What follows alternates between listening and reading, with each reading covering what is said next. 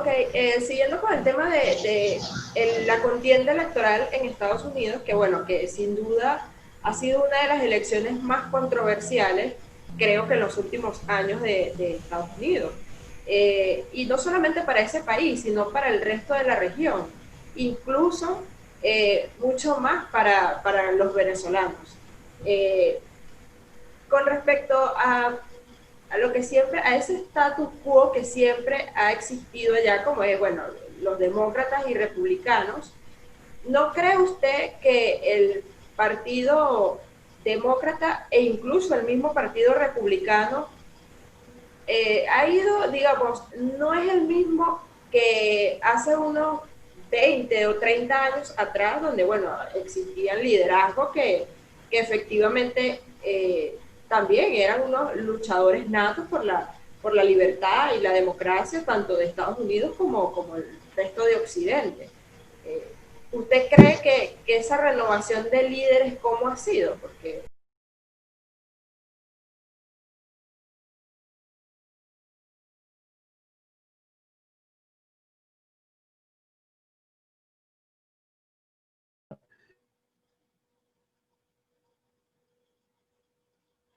eh, eh, clásicamente um, con Rafael Caldera, que nunca se quiso retirar. Uh, incluso yo diría que Carlos tuvo algo de eso también. No querían permitir las nuevas generaciones surgir, y que en una democracia es sumamente importante.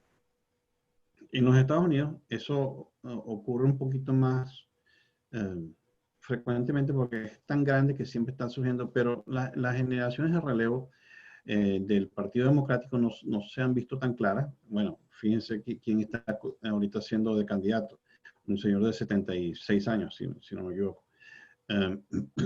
Eh, las nuevas generaciones apenas ahora están empezando a surgir con uno de los candidatos que estuvieron en primarias. Eh, pero en las elecciones anteriores, en las del 2016, se vio un amplio campo de candidatos republicanos. Ellos sí han estado cultivando generaciones de relevo un poco más intensamente que los demócratas, y creo que eventualmente tienen un mejor campo, pues, más fértil para sacar nuevos candidatos eventuales. Vamos a ver qué pasa. Yo creo que los demócratas están un poquito atrasados en eso. Pero una cosa que sí es interesante, que tú mencionabas acerca de qué era el partido hace 20 o 30 o 40 años, el Partido Demócrata versus el Partido Republicano. Si uno compara el Partido Demócrata de hoy en día con el Partido Demócrata de hace 30, 40 años, el electorado que le corresponde ahorita es muy parecido al electorado que tenía el Partido Republicano hace 30 o 40 años. Se han trastocado las demografías de estos partidos. Partido en los años 60, el Partido Demócrata en los años 60 y 70, era sumamente populista y su fuerza principal eran los sindicatos, ese tipo de cosas. Y hoy en día, ese justamente es la base de Trump. Es interesante cómo se ha volteado eso. Las finanzas, las contribuciones de campaña principalmente venían de sindicatos, de bomberos y demás, y cosas por el estilo. Y para el Partido Republicano venían de sectores financieros muy adinerados, inclusive pues de Hollywood y demás, y ahora es al revés. Ahora los sectores adinerados de la banca están contribuyendo principalmente al Partido Demócrata, y, y son las otras, es al revés. Eso es alguien que nadie ha verdaderamente señalado de una manera clara. Incluso el sector de los negros, el afroamericano, era mucho más republicano en los años 60 que lo que es hoy en día, porque los demócratas de los años 60 y los años 50 eran los demócratas del sur, los demócratas del Ku Klux Klan. El Ku Klux Klan fue fundado por los demócratas originalmente. Se Y negaba a darle derecho a los negros en ese momento. sí, los demócratas,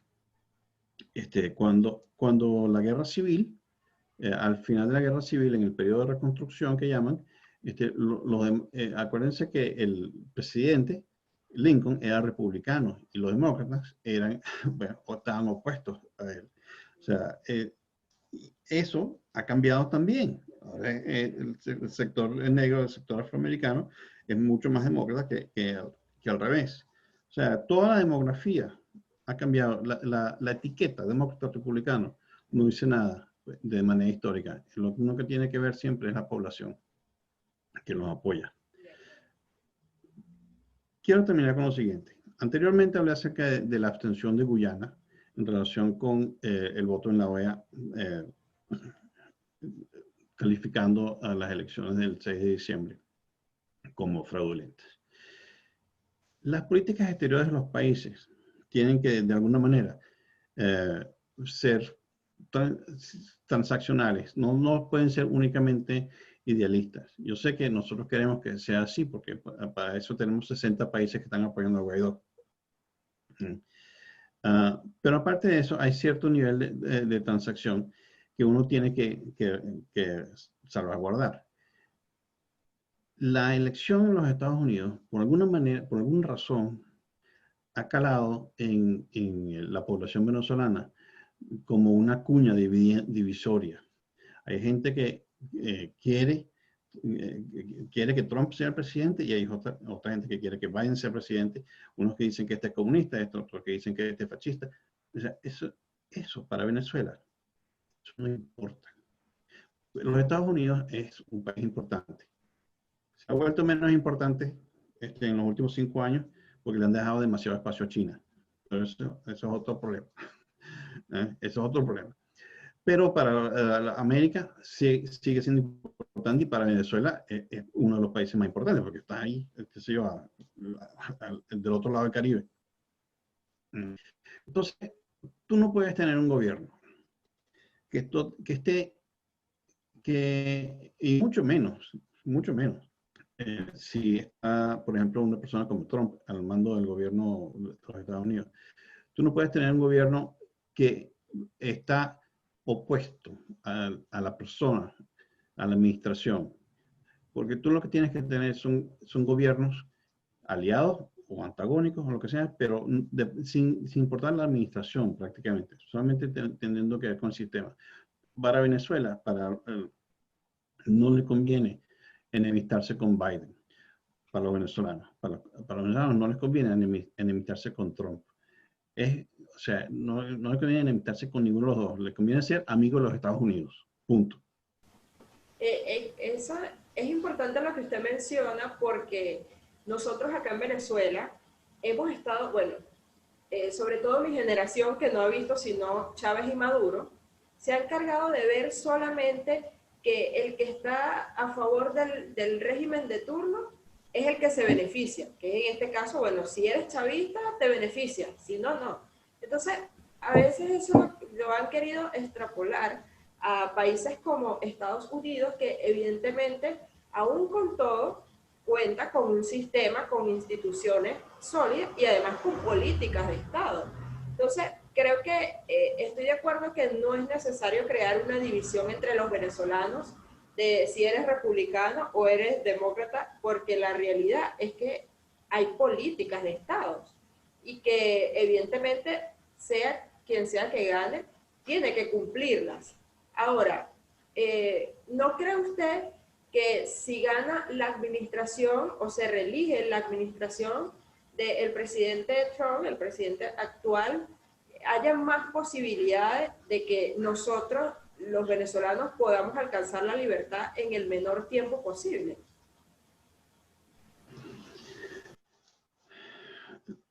Francamente pienso que no. Yo pienso que Trump no tiene mayor interés en Venezuela, sino un interés electoral únicamente. Él está utilizando a Venezuela como una ficha electoral. Una vez que haya ganado la elección, no le va a interesar más. Eso lo ha demostrado en toda su vida, con todos los negocios que él ha hecho. Pienso que los demócratas, una administración demócrata, tiene ese sentido idealista del ideal que pintó Ronald Reagan acerca del modelo americano. Como estoy diciendo, que parece que hubiesen trastocado las ideales republicanos de los años 60 y 70 a los demócratas de hoy en día. En que los demócratas efectivamente son más belicistas hoy en día que los republicanos. Entonces, si hay necesidad de utilizar algún tipo de intervención armada, yo pienso que es más probable que ocurra bajo un régimen del gobierno del Partido Demócrata que del Partido Republicano. Sí. Si es que hace falta. Pero aparte de eso, acuérdate que la gente dice, bueno, pero es que Obama no hizo nada. Bueno, no es que no hizo nada, porque acuérdate lo que dije, que toda Latinoamérica se pasó de ser, es que las cosas no pasan de la noche a la mañana, pasó de ser controlada por el castrochavismo a reducirse a 3 países apenas hoy en día, que son Cuba, Venezuela y Nicaragua. Y la OEA pasó de ser manejada por los castrochavistas a ser manejada de manera mucho más democrática.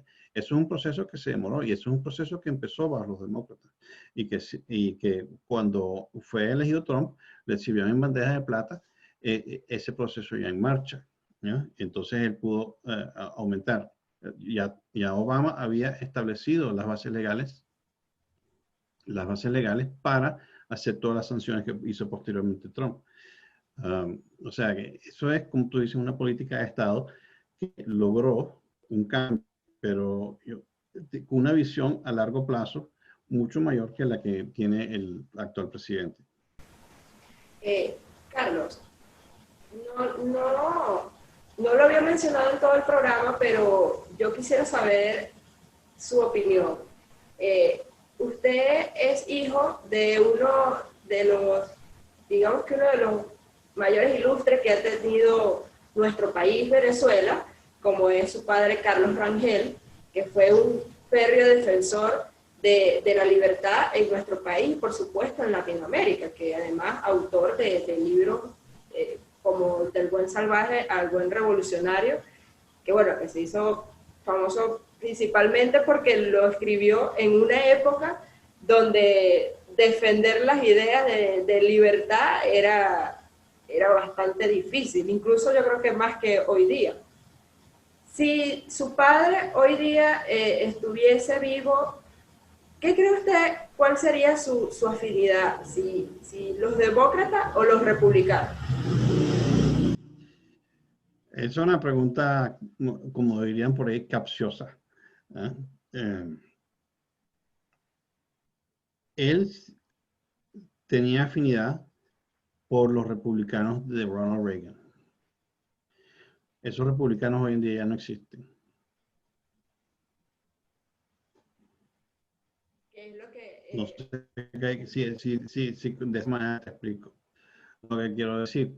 Que él lo que buscaba era establecer una sociedad que tuviese los parámetros de libertad que permitiesen la oportunidad para los individuos en esa sociedad de desarrollar sus capacidades al máximo. Eso a fin de cuentas es lo que es la libertad. La libertad es tener la oportunidad de desarrollar tus capacidades personales al máximo. La libertad, o sea, si te ponen preso, no puedes hacerlo. Pero si además te quitan el alimento, tampoco lo puedes hacer.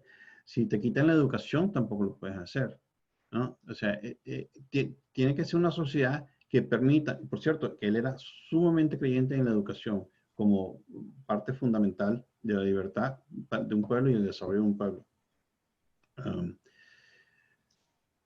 Como te digo, él era amigo de demócratas y él era amigo de republicanos. Él admiraba mucho a un señor que seguramente que nadie sabe quién es hoy en día, se llama Daniel Patrick Moynihan, que trabajó en la administración tanto de Johnson como de Nixon y fue embajador en las Naciones Unidas. Era demócrata, fue senador del estado de Nueva York por el Partido Demócrata. Pero hoy en día la gente diría que es un republicano, por la manera en que se comportaba, por lo que decía, por la manera, por todos sus escritos. Um, eh, la idea no es establecer una etiqueta, quién es demócrata, quién es republicano, quién es izquierdista, quién es derechista, sino quién ofrece la mejor promesa de libertad, vamos a decirlo así. Promesa y acciones que faciliten la libertad. Y como digo, la libertad es la condición que permite que la persona logre su capacidad máxima. Yo creo que ese es el punto clave y creo que hacia eso deberíamos apuntar, como sobre todo quienes luchamos por establecer un nuevo modelo en Venezuela y bueno, en Latinoamérica, de que no es tanto el tema de las etiquetas, porque a veces podemos encontrar antivalores, personas que promueven antivalores en ambos bandos, ¿no? Aunque no sea una regla per se. Pero yo creo que se trata de quién defiende más la libertad individual por encima bueno, de autoritarios, dictadores, estados sumamente grandes, etcétera, ¿no? Y creo que hacia eso debemos apuntar y estoy completamente de acuerdo con usted en ese punto. Me ha encantado esta conversación. Creo que nos ha dado una perspectiva de Latinoamérica y sobre todo de la contienda electoral de Estados Unidos, que no cualquiera lo dice abiertamente. Y creo que usted ha sido bastante claro que además lleva mucho tiempo viviendo allá y tiene, digamos, una visión distinta a quienes, bueno, seguimos dentro de Venezuela. Yo estoy agradecida sumamente por haber aceptado este espacio. Yo quisiera, Carlos, que antes de despedirnos, dieras ¿qué le dirías a esos, no solamente a los jóvenes, y no solamente a mi generación que no conoce la democracia y la libertad, sino a todo el pueblo venezolano, a los ciudadanos que siguen aquí dentro? ¿Qué le dirías a ellos que hoy quizás se sienten desesperanzados y sienten que nunca van a poder conocer esa Venezuela imposible que tú planteas en tu libro? Bueno, lo más importante es que no dejen que les quiten su voz. La voz del ciudadano es la más importante, es la que eventualmente lleva a la libertad. Y a veces la libertad no es la de uno, sino la de sus hijos, la de sus hermanos, la de sus padres. Eh, este, Uno tiene que luchar y dar al máximo. Y la voz, lo que tú estás haciendo es importante. La voz se transmite, como dije anteriormente, en el voto, pero el voto, por supuesto, no puede ser un voto mentira, ¿no? Entonces hay que luchar por elecciones verdaderas. Hay teorías acerca de las elecciones que cuando la gente se acostumbra a votar, eventualmente surge una verdadera democracia. Yo no estoy seguro que eso sea cierto, porque entonces veríamos que en Corea del Norte ya estaría en vía de democracia, porque allá hay votos a cada rato y siempre eligen a la dinastía Kim con el 100% de los votos, ¿no? Así que no estoy seguro que eso sea cierto. Pero sí es importante considerar que el voto no es algo que se puede desechar fácilmente. Entonces, sí hay que luchar por elecciones. Hay que luchar por elecciones libres, justas, como decía Leopoldo López, transparentes, y hacer todo lo posible porque eso ocurra. Y el, el voto es una expresión de la voz del ciudadano. Las manifestaciones, las protestas, las opiniones como las tuyas, que todo el mundo hable, todo el mundo diga. Eso es más importante que cualquier otra cosa. Cuando existe el diálogo constructivo, como dije anteriormente, es mucho mejor que las discusiones tóxicas. Pero bueno, siempre va a haber algo de eso. Me imagino que a ti y a mí a cada rato nos dicen, ¿cómo es? Barriga verde, tripas azules, por todas las cosas que decimos, pero bueno, eso le tiene que rodar a uno, porque eso es parte de lo que es la democracia. De hecho, es parte de lo que es la libertad, porque al final la libertad es decir lo que otros no quieren oír. Y posiblemente mi opinión o su opinión sea incómoda para algunos y bueno, sea agradable para otros. Y de eso se trata, de saber aprender a convivir en sociedad y de eso debemos nosotros luchar para que nuestra Venezuela sea aún mejor, más próspera y más libre y que podamos convivir, por supuesto, basado en los valores y el respeto. Muchísimas gracias, Carlos. Este espacio está abierto para ti cuando lo desees. Es un espacio básicamente para decir lo que queramos y creo que, bueno, aquí lo hemos hecho, medio debates hicimos, pero hemos dicho lo que nosotros pensamos y que, bueno, que esto pueda alimentar aún más, como decíamos, la base de la libertad, la democracia y, por supuesto, de la república en la región y en Venezuela, por supuesto. Muchísimas gracias. Muchas gracias a ti, María. Un gran saludo y un gran abrazo.